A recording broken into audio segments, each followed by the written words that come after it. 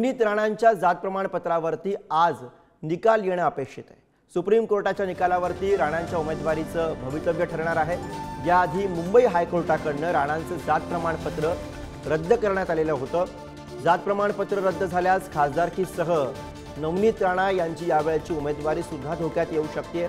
नवनीत राणा आजच उमेदवारी अर्ज दाखल करणार आहेत आणि आजच या प्रकरणातला निकाल अपेक्षित आहे। देवेंद्र फडणवीस, अजित पवार आणि बावनकुळे हे नवनीत राणा ज्यावेळेला अर्ज भरणार आहेत त्यावेळेला उपस्थित राहणार आहेत। त्यामुळे नवनीत राणा यांच्यासाठी खरंतर आजचा दिवस हा मोठा आहे। एकीकडे त्या उमेदवारी अर्ज दाखल करतायत, शक्तिप्रदर्शन महायुती करणार आहे आणि दुसरीकडे आज सुप्रीम कोर्टाच्या निकालावरती राणांच्या उमेदवारीचं भवितव्य हे अवलंबून असणार आहे।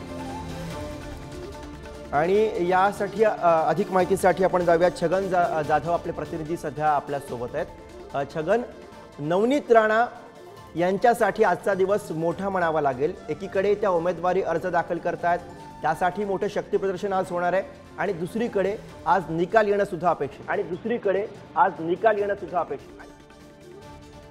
सांगितल्याप्रमाणे आज नवनीत राणा यांचा जात प्रमाणपत्राचा निकाल जो आहे तो लागणार असल्याची शक्यता जी आहे ती वर्तवलेली आहे। सुप्रीम कोर्टात आज निकाल लागेल अशी माहिती जी आहे ती मिळते आहे। तर दुसरीकडे जर बघितलं तर अमरावती लोकसभा महायुतीच्या भाजपच्या उमेदवार नवनीत राणा ज्या आहेत त्यांच्या आज नामांकन अर्ज जो आहे तो दाखल होणार आहे। तयारी देखील करण्यात आलेली आहे। नवनीत राणांकडून जोरदार शक्ती प्रदर्शन देखील करण्यात येणार आहे आणि मी सध्या या नवनीत राणाच्या सभास्थळावरती आहे आणि आपण इथे या ठिकाणी पाहू शकतो भव्य असा मंडप जो आहे तो या ठिकाणी उभारण्यात आलेला आहे।